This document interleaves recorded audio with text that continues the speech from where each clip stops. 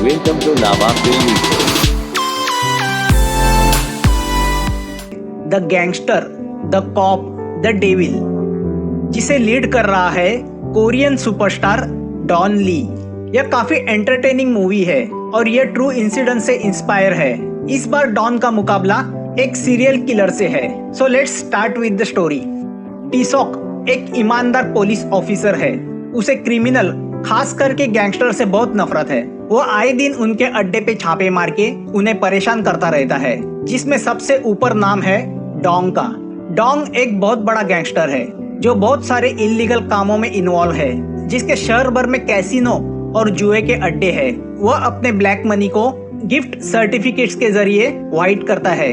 Dong अपने इस काले धंधे का हफ्ता पुलिस चीफ को पहुंचाता रहता है, मगर इसके बावजूद टीसॉक उसके जुए के अड्डे पे छापे मार के उसे परेशान करता रहता है।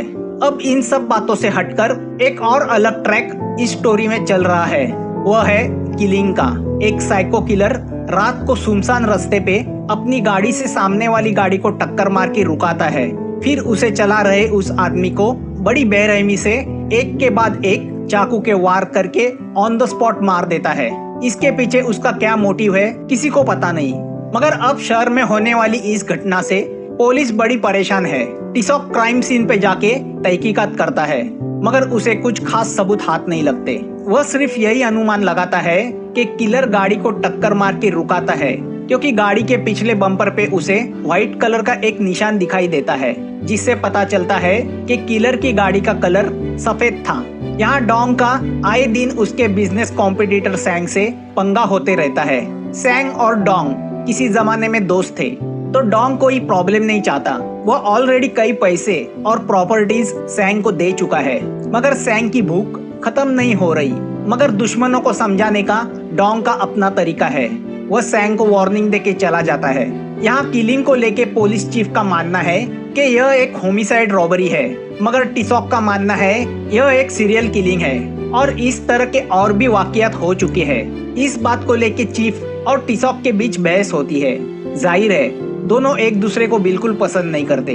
चीफ दूसरे इलाके में हुए मर्डर्स को अपने सर नहीं लेना चाहता, तो वो टीसॉक को उस एंगल से इन्वेस्टिगेशन करने को मना करता है।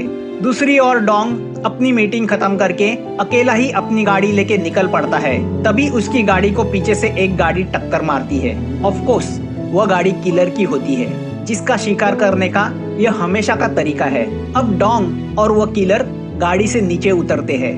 डोंग अपनी गाड़ी के बम्पर को देखता है। वह झगड़ा करने के मूड में नहीं, तो वह किलर को बिना कुछ बोले जाने को कहता है। मगर डोंग जैसे ही अपनी गाड़ी में बैठने मुड़ता है, किलर उस पर पीछे से हमला करता है। मगर किलर को पता नहीं होता डोंग एक बॉक्सर है। डोंग भी अचानक हुए हमले से शॉक होता है। किलर डोंग पे चाकू से वार करने की कोशिश करता है। डोंग उससे भिड़ जाता है। किलर डोंग पे 2-4 वार करने में कामयाब होता ही है, मगर डोंग भी हार मानने वालों में से था नहीं, तो वह किलर के हाथ से चाकू छीन के उसकी छाती में भोंक देता है। अब किलर समझ जाता है वह इस मुकाबले में नहीं टिक सकता, तो वह अपनी गाड़ी में बैठ के भाग जाता है। मगर जाते जाते वह अपनी गाड़ी से डोंग को उड़ाता है। अब घायल अवस्था में डोंग को हॉस्पिटल लाया जाता है। डोंग अपनी जिंदगी में ऐसे कई हमले झेल चुका है, तो वह इस बार भी बच जाता है। डोंग के आदमियों को लगता है कि यह हरकत सैंग की है, तो वह सैंग के अड्डों पे हमला करके उसके अड्डे को तहस नहस करते हैं। मगर डोंग अपने एक्सपीरियंस से जान जाता है यह सैंग का नहीं, किसी और का काम है। यहाँ किलर भी अपने घावों को स्टेपल करता है। पहली बार वह नाकामयाब हुआ था, जिसका उसे गुस्सा है, और वह अपना गुस्सा एक बूढ़े बेकसूर आदमी को मार के निकालता है। यहाँ टीसॉक भी डोंग की गाड़ी का बम्पर देख के समझ जाता है कि डोंग के ऊपर उस सीरियल किलर ने ही हमला किया था, तो वह डोंग का बयान लेने के लिए उसके पास आता है। मगर डोंग उसे कुछ नहीं बताता, क्योंकि वह फैसला कर चुका है कि उस पर हमला करने वाले किलर को वह खुद पकड़ेगा और अपने हाथों से मार डालेगा। अब डोंग के ऊपर हुए हमले की वजह से इस मामले में और ही वजन आता है। टीसॉक जानता है कि अगर वह केस सॉल्व करेगा तो उसे बड़ा प्रमोशन मिलेगा। चीफ सोचता है कि यह गैंग के आपस का वॉर है, तो वो उसमें पड़ना नहीं चाहता। वैसे चीफ अंदर से तो चाहता है कि डोंग को विक्टिम बॉक्स में खड़ा किया जाए, मगर वो उसके पहुंच के बाहर की बात है, तो चीफ टीसॉक को इन्वेस्टिगेशन करने से रोकता है। यहाँ किलर अपना मर्डर करने का काम जारी रखता है। अब वह गाड़ी भी बदलता है। तो दूसरी ओर डोंग अपने लोगों को किलर के गाड़ी की डिटेल्स और किलर का स्केच बना के देता है। अब पहली बार उस किलर का चेहरा हमारे सामने आता है। डोंग के आदमी उस किलर की गाड़ी को ढूंढ निकालते हैं और इतना ही नहीं, उन्हें वो चाकू भी मिलता है जिससे डोंग पे हमला किया गया था। यहाँ टी-सॉक डोंग से कहता है कि जिस किलर ने उस पर हमला किया था वह एक सीरियल किलर है। अब यह बात सुन के डोंग शॉक होता है। वह समझ जाता है कि ऐसे किलर को ढूंढ निकालना उसके लिए आसान नहीं, मगर वह अपना रेपुटेशन खराब नहीं करना चाहता, तो वह उस किलर को अपने हाथों मारना चाहता है। टी-सॉक डोंग से कहता है कि उसे किलर के बारे में जो जानकारी है उसे दे, ताकि वह तहकीकात करेगा, क्योंकि पुलिस के पास रिसोर्सेस है। अब डोंग और टी-सॉक इस बात पे तैयार होते हैं कि वह एक दूसरे को इंफॉर्मेशन एक्सचेंज करेंगे और उस किलर को पकड़ेंगे, मगर जो उस किलर को पहले पकड़ेगा उसका उस पर पहला हक होगा। तो अब एक गैंगस्टर और एक कॉप एक सीरियल किलर को पकड़ने के लिए एक दूसरे का साथ देने को तैयार होते हैं, मगर डोंग जानता है कि टी-सॉक उसे कभी भी धोखा दे सकता है। तो वह उसे उन दोनों की इस डील की वीडियो रिकॉर्डिंग दिखाता है, जिससे टी-सॉक बहुत गुस्सा होता है। दोनों एक दूसरे के हाथों फंसे हुए होते हैं, मगर किलर को पकड़ने के लिए एक दूसरे के साथ मिल जाते हैं। अब दोनों किलर को पकड़ने के काम में जुट जाते हैं। दोनों यही सोच रहे हैं कि एक बार किलर पकड़ा जाए फिर एक दूसरे से निपटा जाएगा। यहाँ सैंग डोंग के अच्छेपन का फायदा उठा के उसे एक्सप्लॉइट करने लगता है। तो डोंग एक चाल चलता है, वो उस किलर के चाकू से सैंग का मर्डर करता है। सैंग की बॉडी के पास मिले चाकू को फोरेंसिक वाले एग्जामिन करते हैं, तो उन्हें किलर ने पहले किए हुए मर्डर्स के डीएनए उस पर मिलते हैं। तो वह सैंग के मर्डर को बाकी सीरियल किलिंग के साथ जोड़ देते हैं, मगर अक्लमंद टी-सॉक समझ जाता है कि यह डोंग की चाल है, तो वह डोंग के पास जाके इसकी सफाई मांगता है। डोंग टी-सॉक को साफ साफ कह देता है कि उसी ने सैंग को मारा है, तो क्या किलर ने उस पर हमला करके अपनी जिंदगी की सबसे बड़ी गलती की है, वह उसे भुगतनी पड़ेगी। अब जो मर्डर उसने नहीं किया है वह भी उसके नाम पे होगा और डोंग को सैंग के मर्डर में से आसानी से क्लीन चिट मिलेगी। यहाँ किलर सैंग के मर्डर की न्यूज टीवी पे देखता है और शॉक होता है कि जो मर्डर उसने किया नहीं वह उसके नाम पे डाला जा रहा है। अब वह जानना चाहता है कि यह किसकी हरकत है, तो वह सैंग की शोक सभा में जाता है। वहाँ डोंग को देख के वह समझ जाता है कि यह डोंग का ही काम है, तो वह जाते जाते सैंग के भाई के हाथ एक चिट्ठी देता है, जिसमें उसने लिखा हुआ होता है कि सैंग को मेरे चाकू से किसी और ने मारा है। यह पढ़ के सैंग का भाई समझ जाता है कि यह डोंग की ही हरकत है, तो वह मौका देख के डोंग पे अपने आदमियों के साथ हमला करता है और बदकिस्मती से उसी वक्त टी-सॉक भी डोंग के साथ होता है। अब दोनों जम के सैंग के आदमियों के साथ मुकाबला करने लगते हैं। अचानक हुए हमले से टी-सॉक शॉक में है, मगर डोंग को इन सब की आदत है। अंडरवर्ल्ड में ऐसा ही होता है, कभी भी कुछ हो सकता है। बड़ी मुश्किल से दोनों फाइट करते हैं, मगर इस हाथापाई में टी-सॉक के हाथों सैंग के भाई का मर्डर होता है, जिससे वो शॉक होता है। उसने आज तक किसी का मर्डर नहीं किया था और उसके हाथों ये जुर्म हो गया था। डोंग उससे कहता है डोंट वरी, वह सब संभालेगा। डोंग सैंग के भाई को एक गुमनाम जगह गाड़ देता है। टी-सॉक गैंगस्टर के साथ हाथ मिला के अब मर्डरर भी हो गया था, जिसका उसे अफसोस था। यहाँ एक रात किलर अपने तरीके से एक आदमी को मारता है, मगर इस बार वो उसकी बॉडी को अपने साथ लेके जाता है। अब वो किलर उस आदमी की वाइफ को फोन करके उससे पैसे की मांग करता है।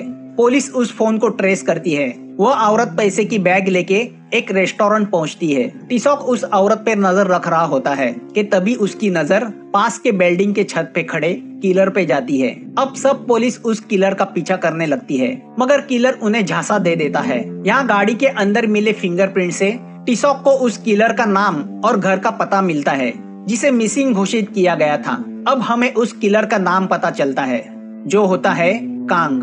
टी-सॉक कांग के घर पहुंच जाता है। घर मालकिन से उसे पता चलता है कि कांग बहुत अच्छा इंसान है, उससे उसे कभी भी परेशानी नहीं हुई।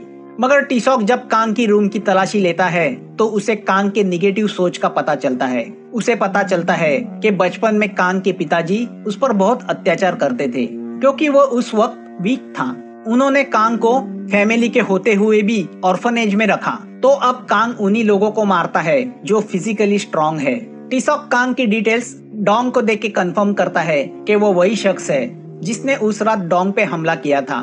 कांग अपनी माँ को रोज एक फोन करता है। उसके फोन को ट्रेस करके पुलिस को कांग के एरिया का पता चलता है। तो अब टी-सॉक और डोंग उस इलाके के सभी सस्ते रूम्स की तलाशी में लग जाते हैं। एक दिन डोंग एक हाई स्कूल के पास बारिश में छाता लेके खड़ा होता है, तो तभी वहाँ पे एक स्कूल की लड़की भीगते हुए आती है। तो डोंग बड़ी इज्जत से उसे अपना छाता देता है। लड़की छाता लेके बस में चढ़ के चली जाती है और उसी बस में पिछली सीट पे कांग बैठा होता है। दूसरे दिन टीवी पे न्यूज आती है कि उस लड़की का मर्डर हो गया। क्राइम सीन पे मिले छाते से डोंग पहचान जाता है कि वो उसी का छाता है और वो वही लड़की है जिसे उसने कल छाता दिया था। अब डोंग और टीसॉक दोनों समझ जाते हैं कि किलर उसी इलाके में कहीं है। एक होटल में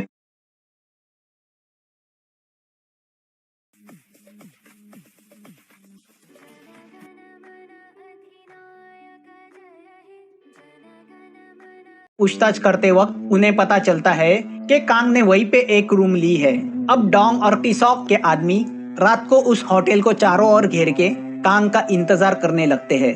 एक कार में डोंग है तो दूसरी कार में टीसॉक। बड़े इंतजार के बाद कांग एक कार से धीरे से वहां से गुजरने लगता है, मगर इतनी शांति देख के उसे शक होता है और वह गाड़ी का एक्सेलेटर दबाता है। अब टीसॉक और डोंग दोनों अपनी अपनी गाड़ी से उसका पीछा करने लगते हैं। अब लंबी कार चेस शुरू होती है। डोंग अपनी गाड़ी से कांग की गाड़ी को टक्कर मार के उसे रोकने की कोशिश करता है, मगर कांग हार नहीं मानता।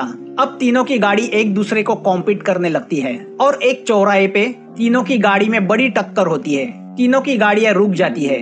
डोंग कार से उतर के कांग की कार की ओर जाता है, मगर अंदर कांग नहीं होता। अब डोंग उस अंधेरी सुनसान गलियों में कांग की तलाश में निकल पड़ता है। उसके पीछे पीछे टीसॉक भी निकलता है। रास्ते में कांग डोंग के आदमी को चाकू भोंक के मार देता है और एक मोटेल में छुप जाता है। डोंग उसकी तलाश में उस मोटेल में पहुंच जाता है और दरवाजा तोड़ के बुरी तरह कांग को मारता है।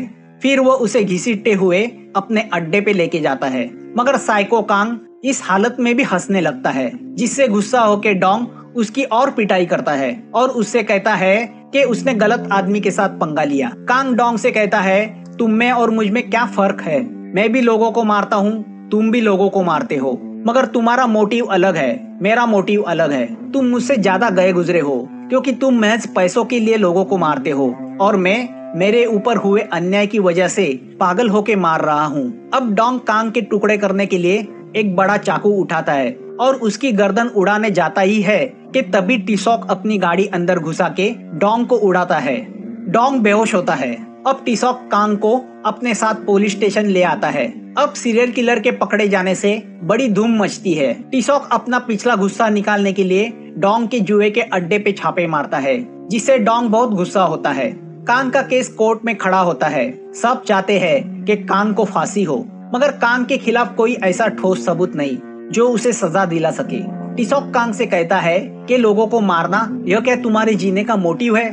कांग उससे कहता है, मेरे जीने का कुछ तो ठोस मोटिव है, तुम्हारा क्या है? तुम कभी पुलिस के साथ हो तो कभी गैंगस्टर के साथ। कांग कोर्ट को बताता है कि अगर मैं मर्डरर हूँ तो वो गैंगस्टर्स मुझसे भी बड़े मर्डरर है जो आए दिन लोगों को मारते रहते हैं। वो पुलिस वाले ज्यादा गुनहगार है जो ऐसे लोगों को सपोर्ट करते हैं। अगर वो लोग इनोसेंट है तो मैं भी इनोसेंट हूँ। कोर्ट में केस को फिसलता देख टीसॉक डोंग के पास आके उसे रिक्वेस्ट करता है कि वो कोर्ट में आके गवाही दे ताकि कांग को सजा मिले, मगर इस बार डोंग टीसॉक से डील करता है। वो कोर्ट में आके गवाही देगा, मगर उसकी एक शर्त है। टीसॉक उसकी शर्त को मान जाता है।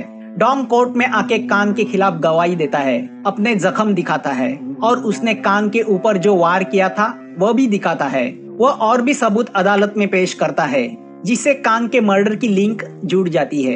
एक आई विटनेस की गवाही को कोर्ट मान लेता है और कांग को फांसी की सजा सुनाता है। टीसॉक का प्रमोशन होता है। डोंग को भी उसके जुर्म के लिए जेल भेजा जाता है। डोंग जेल में आता है तो बॉस को वहाँ देख के सभी कैदी उसका स्वागत करते हैं। डोंग उसी जेल में पहुंच जाता है जहां कांग को रखा होता है। आखिर गैंगस्टर अपना रेपुटेशन कभी खराब नहीं होने देते। यही तो डील डोंग ने टीसॉक से की थी कि उसे भी उसी जेल में रखा जाए जहां कांग को रखा जाएगा। डोंग को देखते ही कांग समझ जाता है उसका क्या इरादा है। मौका देख के डोंग हाथ में रस्सी लेके कांग की ओर बढ़ता है।